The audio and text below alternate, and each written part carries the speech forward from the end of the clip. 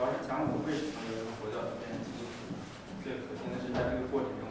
有些核心问题的思考练习。刚开始呢会讲到一些佛教的基本常识，还会中间呢会花一部分时间讲神通。我因为圣经里面其实把神通也是当一个非常重要的东西来讲。最后呢就是我的一些基督教和佛教的比较，以及就是佛教的一些不足之处。那我们来看，佛陀呢，在所有的宗教创始里面，佛陀是唯一一个以非人自居。就是你比如说，我们说上帝是神，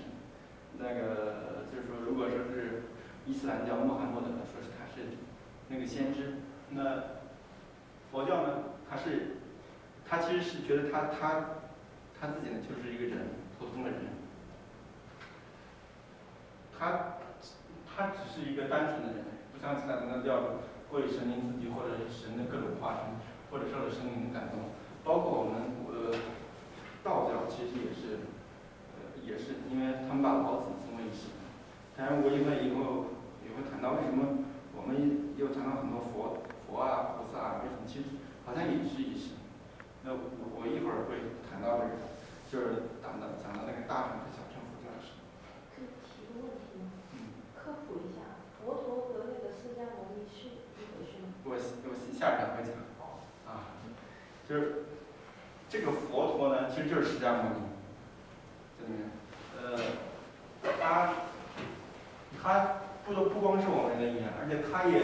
从来不说是自己就是由于什么外面的神力啊、感应啊，或者先知啊、神给我化这种受到启示。他的所有的成就，所有对东西的理解，都是他自己的领悟，都是靠自己的人努力。那个这里面人也只有人才能成佛，如果是动物的话，它想成佛了，其实就变成妖了，那就不叫佛。但是肯定你要发愿努力，就是说每个人都有自身内部都有潜力成佛的势能，就是我们每个人就是说内心都在所有的佛教里面讲的一个观点，就是说心外求法，全是外道。所以你修炼的时候都是在修你的心，特别是禅宗的这一点描述特别多。那我们来讲一下这个佛，其实佛陀他有很多的称呼，佛陀、如来啊、世宗啊什么的，但是呢，其实他的佛陀的意思在这是觉，就是觉者，就是觉悟大彻大悟的人，而不是一个三头六臂的一个神。那个他是一个人格最圆满的一个真，他是人做的，而不是天生的。因为那个释迦牟尼他修行的，他也是原来一个普通的王子，他去修印度教、修外道，最后才领悟，所以他是人修成的。这里面这个佛陀觉者，就是释迦牟尼的这个佛陀的这个觉者有三个意思。第一个意思就是说，我自己已经觉悟了，我自己已经了却烦恼了，就是我已经圆满了，这个叫自觉。还有就是觉他，我不光是我自己解脱了，而且我还要帮你们解脱，帮别人解脱，这叫觉他。还有就是他决心圆满了，就是他这两点都有了，其实主要就是前两点的意思。佛教里讲的一个每个人都有佛性，就是有的人他可能学习成绩不好，很愚钝，但是他也是有佛性成为佛的。所谓成为佛，不是说是我有了一些神奇的本领，而是说是我成为佛之后呢，就可以断除我所有的烦恼，这是最核心的。佛教呢是一个无神论的宗教，但它也是唯物论的，也是。这里面会谈到一个，就是说佛教最核心的一个东西就是缘起性空。这个缘呢，就是说所谓它的缘起性空，就是分开两个理解，第一个是缘起，第二个是性空。缘起的意思就是说，任何事情的发生都是有一些事物的各种因素在一定机缘的，就是在各种事物在一定的时间点而发生的，这个叫就是缘起。性空呢，就是说一切事物的本质全是一切世界的一切本质呢全是虚空的。我们这个世界就是由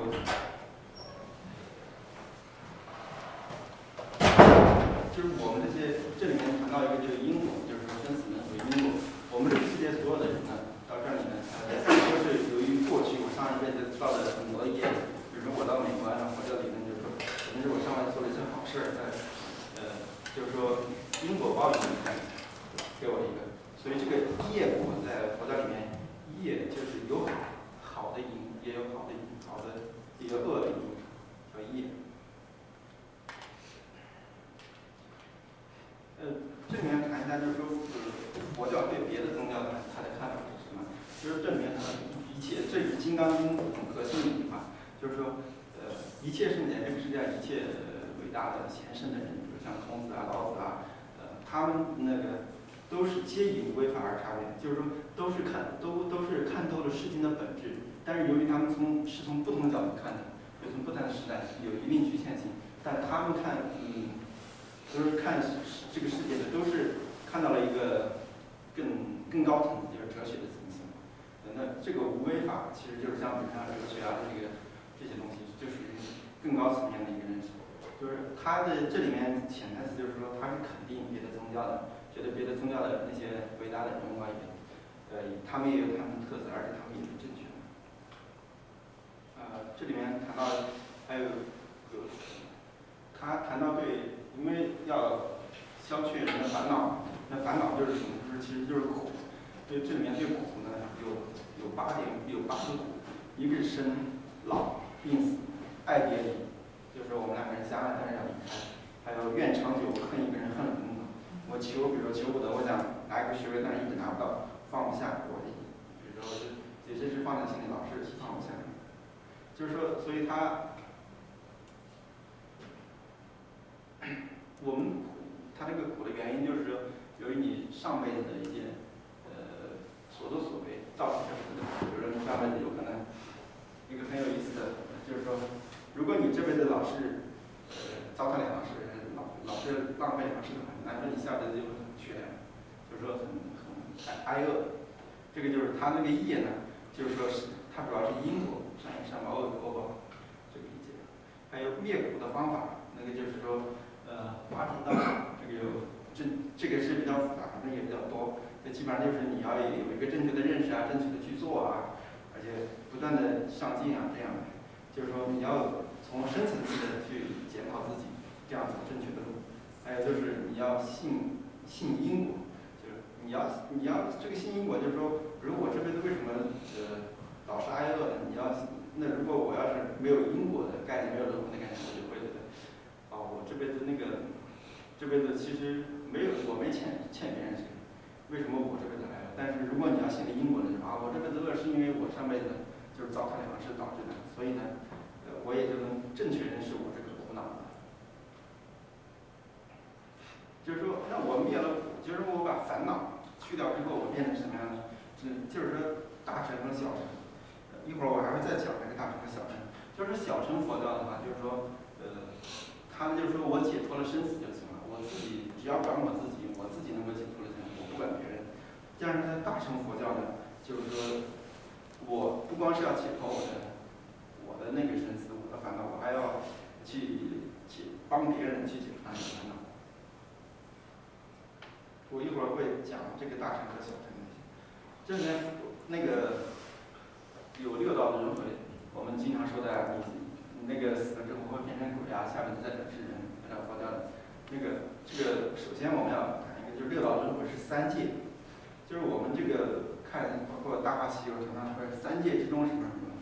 这个3界其实是欲界，就是我们现在这个世界属于欲界，人有充满了各种欲望，但是呢，就是欲界呢，再上面的一界就是色界，色界呢其实就是你已经摆脱了低级趣味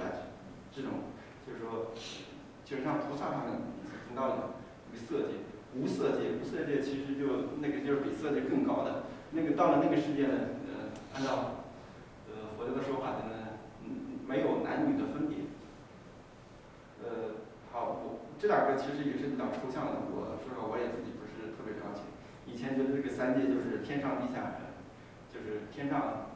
还地狱，还有这个天堂、地狱和人间，其实它不是的，佛教。那个在欲界里面呢，就是说人呢，就是说你可以修成啊修成这几种，一个就是修成阿修罗，修成天人，还有就是我变成人。其实，在我们看一下所有的报应里面，我们变成人是不错的，因为有可能我们就变成一个畜生，或者是变成一个恶鬼，那有时候就有可能就到了地狱里面了。这个是它的轮回的那个。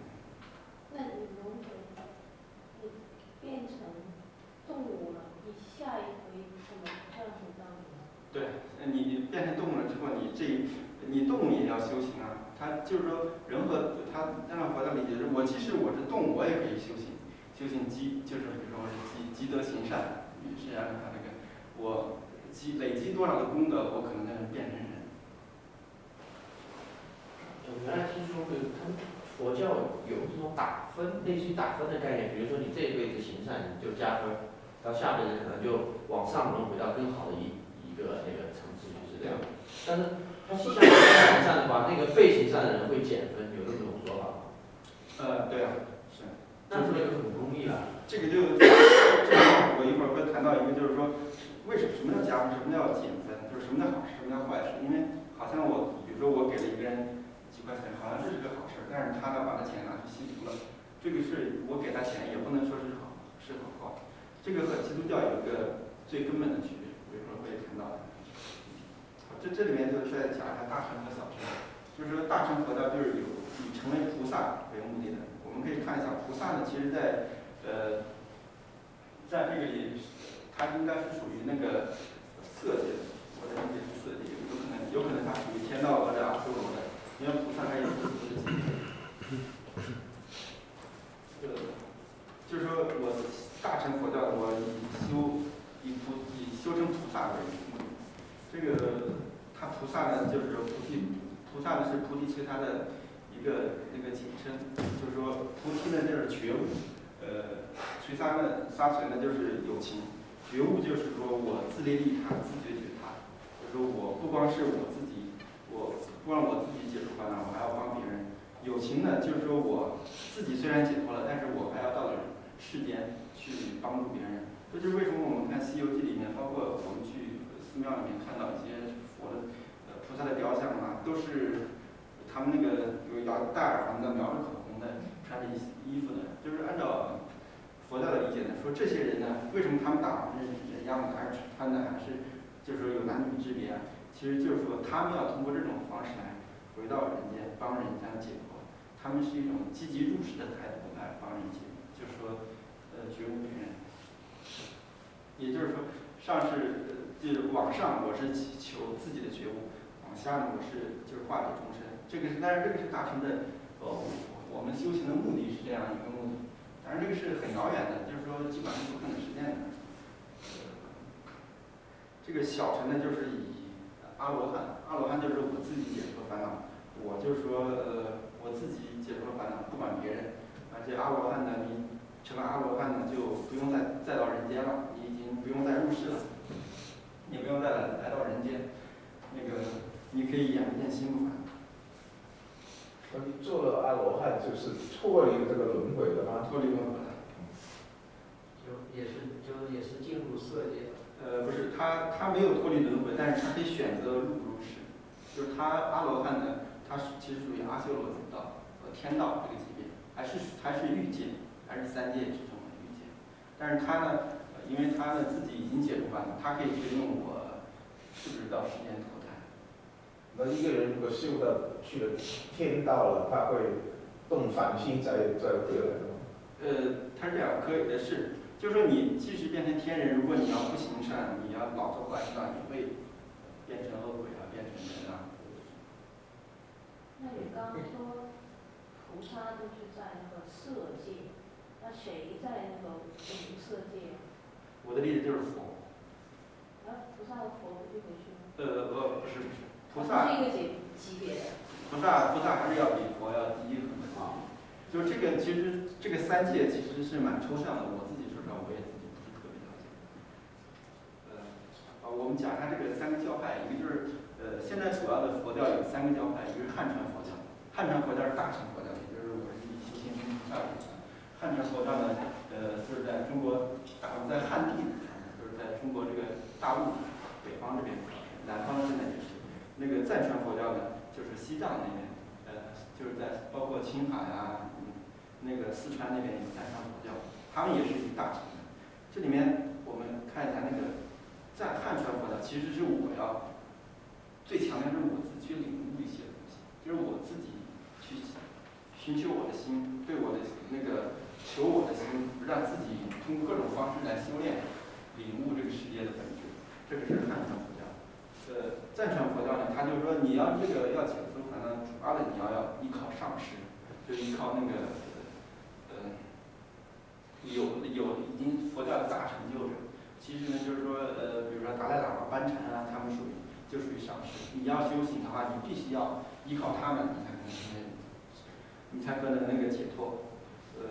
最下面是一个南传佛教，就是说在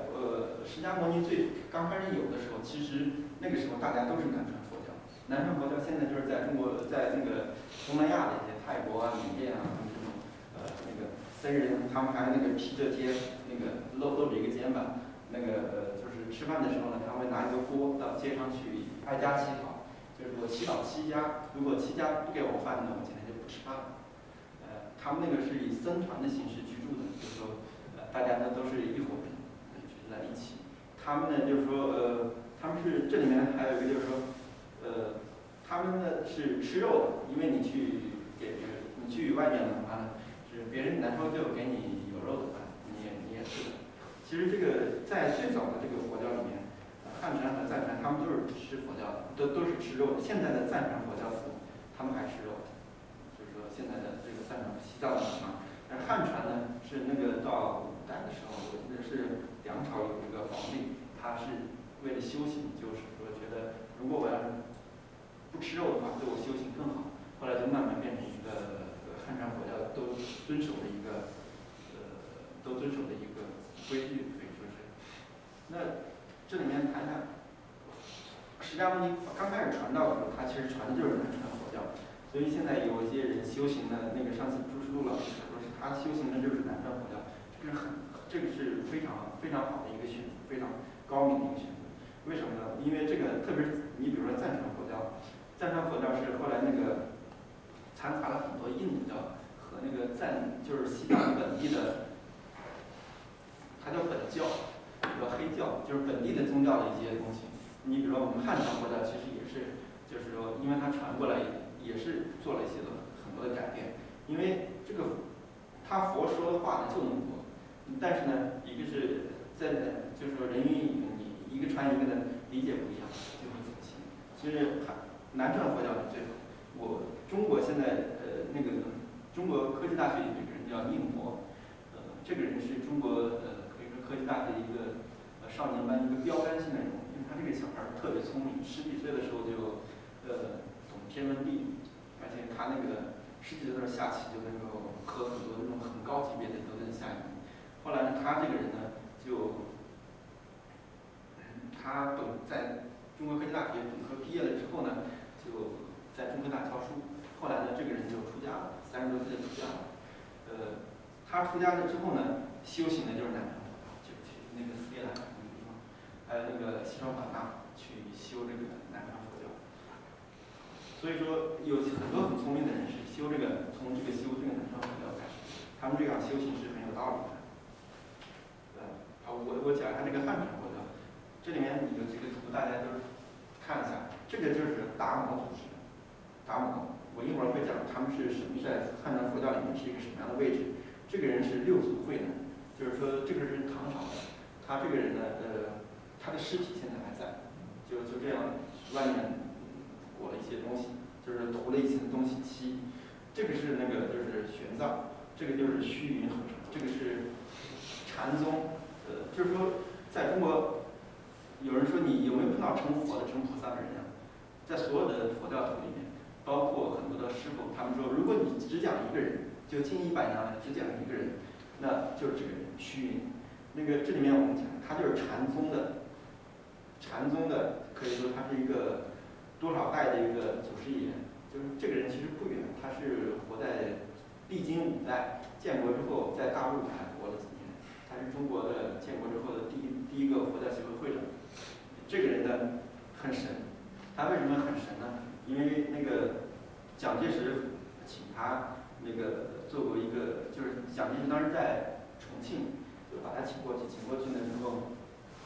问他一些话，因为他已经有神通了嘛，那我跟他说，他也确实有，就是说你对未来的展望是如何看的？就是说未来几年这个战争是怎么打的？他就拿了一张纸，拿剪刀夸啦夸啦夸啦剪，就剪出3个东西，就是说第一个是德国，第二个意大利，第三个是日本，就是说这个失败的顺序是按照这样的。那个蒋介石后来说，那个战争之后又是一个什么样的结局呢？他就没再说。我觉得可能他是已经，他们这些人不会把一些这种自己看透的东西告诉你的，因为特别在汉传佛教里面，就是反对用神通的一些东西。这里面汉传佛教有几个宗派，有说是6个宗派，有说是8个宗派的。你比如说最大家都知道就是禅宗，还有一个净土宗，还有密宗。密宗呢大家都知道，就是说好像是比较挺神秘的一种。还有那个天台宗、华严，这里面主要一个讲一下。就是禅宗呢，就是说禅宗的这个最早的禅宗的起源，你看我们常常会要求一个人有领悟能力。为什么说是有一个领悟能力呢？因为他禅宗的看一些东西，就是说我对这个世界是突然领悟到的，我是领悟到的这个东西。有可能我就没有看那么多经文，但是我就那么一句话就领悟了，那我就说突然就具备了这种智慧。就是说，中国的禅宗呢是谁传过来的？其实，在那个释迦牟尼的时候呢，他有一个，就是我们常常可以看到一个形象，就是佛在拈花微笑，就拈着一朵花，但是他不说话，在笑。但是呢，只有禅宗的第1代祖师，那个对不起，我忘了他的名字了。我刚第1代祖师呢，他是明白佛拈这个花是什么意思。其实他是就是说他领悟到佛要给他传的话。后来呢，就传到那个28代，就在印度一直传到28代，到了这个达摩祖师的时候，达摩祖师呢90多岁，他也是一个王子，他呢就来到大陆来到中土来传这个禅宗，所以呢，他是中国禅宗的第1祖，其实他在印度禅宗是28祖。那个其实，在达摩来到大陆来的汉地传的挺不成功。他去找皇帝，皇帝也不愿意搭理他。他呢带了一个徒弟呢，那个徒弟呢，反正也是不怎么样。就是说，这个人是一个很开悟的，就是他徒弟呢是天天求达摩去给他传道。最后呢，这个人呢把胳膊砍下来一只，就表现自己的诚心，就是说跟着禅。其实禅宗在中国真正是就是说很兴盛起来是到什么？就是他的第六个代传人，就这个人，就6祖慧能。这个人呢是一个很神奇的人，他没有文化，他不识字，他呢就是说他是听到别人讲佛说的话，讲那个念经，有人念金刚经念的他就是特别有领悟。后来呢他就决定去出家。他出家了之后呢，也是在寺庙里面呢，就是舂米，就是天天就是那个找那个米，但是呢他呢这个人是很有领悟能力的。后来呢，就是五祖发现了他，就是我们今天经常通过一个很机缘的一个事情发现了他，就是说菩提饼本无树，明镜亦非台这个故事，就是何处惹尘埃，本来无一物，何处惹尘埃。这个就是说他的故事，就是说他这个人本身是很有领悟能力的。后来呢，他是怎样成佛的？就是说五祖把他叫到房间，就给他一晚上讲《金刚经》，给他讲到一半的时候，讲到一句话的时候，这个人就突然开悟了。就是这句话是无所住而生其心，就是说我的心里面的这种东西啊，是哪儿都不放在哪儿。就是我心里操心的东西，就是说我心里面什么都不放。你身体什么都不放的时候，你就了却了烦恼。但是这个佛教对这个解释呢，它还有很多的解释。现在禅宗呢，其实是中国可以说是中国最主要的一个教派，也是在大陆。那个禅宗下面呢，还有很多的分支，密体宗啊这些，这个都是比较复杂的。还有一个呢，再说一个，就是说禅宗呢，就是强调人的这个突然的领悟。这个净土宗呢，净土宗呢，就是说你只要念阿弥陀佛，不断地念阿弥陀佛呢，你就可以成佛。这个是一种非常简单的方法，因为在那个中国唐宋时期呢，是中国按照佛教的说法，那个时期成佛的人最多，就是有修行的人最多。为什么？因为那个时候，学这个佛教的都是什么王子啊，像苏东坡啊，他们居士，他们本身有很高的修养。但是那个其实净土宗呢，是给一些就是说我不是有很好的理论能力啊，文化程度也不高啊这些人，你要成佛的方式也很简单，你只要不断的念，你只要不断的那个念阿弥陀佛，你就可以成佛。还有一个律宗，就是弘一法师。这个弘一法师呢，首先说这个就是这个宗教，这些各个宗派到了，其实是传到汉地之后才有了这么明显的分歧。因为什么呢？最主要的原因就是那个佛教的经典太多了，其实每个教派只能研究几本书就很难了，最后只能分支很多。就是说，按照佛教的说法呢，也有84000法门，针对不同的人有不同的修行的方法，所以不能强求。这个律宗呢，律宗就是在唐朝呢，那个唐朝道宣和尚，这个律宗呢，就是说强调的就是说我严以律己。就是说我们一切都是按照佛陀那个时候对我的要求来的。在中国这个，因为这个太难了，就是其实，在唐朝传了几代之后，就没有人再能够学了。因为你比如按照他的说法，就是我要过50年，我喝水的时候呢，我要拿那个一个滤网，把那个河里面的水滤一下，再喝。我包括他那个刷牙的时候呢，我不用牙刷，是要用那种。就是杨柳枝来刷牙，就是我们看到观音菩萨里面经常有一个杨柳枝嘛，那个是干嘛的？在佛教里面那是刷牙的。在中国这个律宗呢就失传了很多年，几百年，基本上就没有人有成就。在中国那个民国时期，有一个非常有名的人叫弘一法师，就是有一首歌呢，就是说那个长亭外古道边，那首歌就是他写的。这个人是在出家之前就是一个很有名的文化人，还有刘洛阳。后来呢，他呢把这个律宗的一些典律呢从日本拿回来，自己再把这个律宗兴盛起来。其实律宗是挺难的，其实现在也很少有人修这个，其实就是苦行，就是严以律己。还有一个是密宗，密宗其实坦白来讲，这个密宗就是说大家觉得它是一个宗派，其实它是一种修行的方法。就是说，除了密宗呢，这里面其他的，比如说禅宗、净土宗啊，全是显，它就有一个显宗，一个密宗。就是说，这种密宗呢，它的核心的意思就是说，佛陀说的话呢，不全是在佛经里面，有些话呢，它是通过一种秘密的方式传给你的，就是说，所以他们的修行的呢，常常感觉搞得很神秘。这个密宗呢也有几个，其实就是现在密宗最正宗的，就是说。唐密已经没有了，唐密就是唐朝的时候密宗传过来的，那个已经没有了。在唐朝的那个，我们知道唐朝有几次比较大的那个灭佛行动，把这个唐密的都灭掉了。其实最正宗的是东密，就是在日本的那个有一个高什么山，就是有所有当时唐朝的时候所有的这种密宗的宗教的那个。典籍原宗的都在，还有仪轨啊，还有那种佛像都有，所以它是最正宗的。下面这3个呢，就是说也是中国一个宗派有些隐性，但是是非常少的，说我也自己也不是特别了解。那赞成佛教的这个人，是赞成佛教的创始人莲花生大师。说起来这个莲花生大师呢，我们忘了讲这个人了，讲玄奘。玄奘呢，就是说，玄奘呢，在中国的历史上是非常非常重要的。为什么它非常非常重要？因为它代表了中国佛教理论的一个最高水平。就是中国，你比如像他是哈佛大学毕业的，那个时候叫纳兰陀寺，就是佛教最高的学府毕业的，而且在那个时候就已经成为纳兰陀寺成为顶级的几个那种可以讲道的人。像比如说去了哈佛大学，读到纳兰博士，而且还可以给学生讲课，已经功成名就了。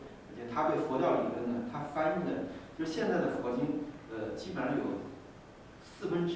是他翻的。那这个1/4呢，其实因为他翻的都是大部头的，就是理论很高的这种经典，所以呢，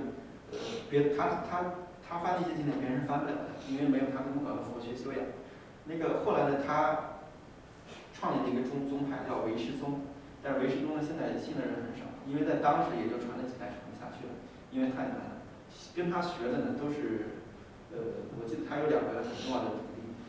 一个是呢就是当时中国那个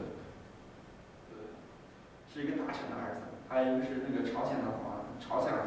王子，或者是那个就是新疆那边一个国家的王子过来给他修，都是有很高的那种就是说你本身在修行之前呢就有很好的文学功底和理论能力。这个人呢和玄奘说起来，严格意义说起来，他们是师兄弟，都是那兰陀寺，在那兰陀寺上学修行的。这个莲花生呢，他的活的朝代呢，大约是在中国的唐朝，就是那个松赞干布那个吐蕃那个时候的。他这个人呢，这个人我们常常感觉到赞赏他就是一个很邪。为什么他很邪呢？先从那个莲花生大师说起。莲花生大师呢，他其实是一个王子。王子呢，他在那兰陀寺出家之后修行，就是功成名就之后，他自己再去修行。他修行的方式是在那个坟地里面，就吃那个贡品，穿的衣服呢就是死人身上拔下来的。为什么他这样修行呢？这个其实他也是苦修，是苦苦的修行。后来呢，他呢，就在印度呢非常有名气。之后呢，那个时候就是唐朝的文成公主嫁到吐蕃之后呢，吐蕃觉得这个佛教挺好的，我们就不从你唐朝的路了，我们直接去最正宗的，请一些印度和尚过来，就把他请过来。他就是赞传佛教的创始人，就是莲花生大师。但是这个藏传佛教有很多的这个就是很多的这个分支。其实最主要的分支是前面的4支，那最底下的这一4支呢，本教，它是藏地的本土，它是后来吸收了一些那个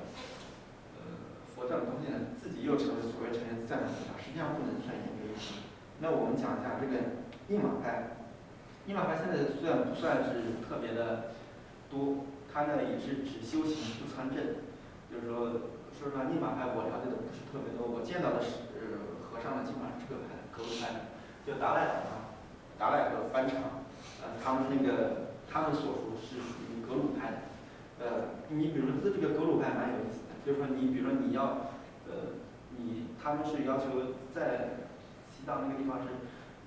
家里有几个孩子，把最优秀的那个小孩呢送到寺庙。这个他在从小就学习，从小到学习，到他一直拿到一个格西学位，一般拿到格西学位就年龄挺大的，40多岁。当然也有人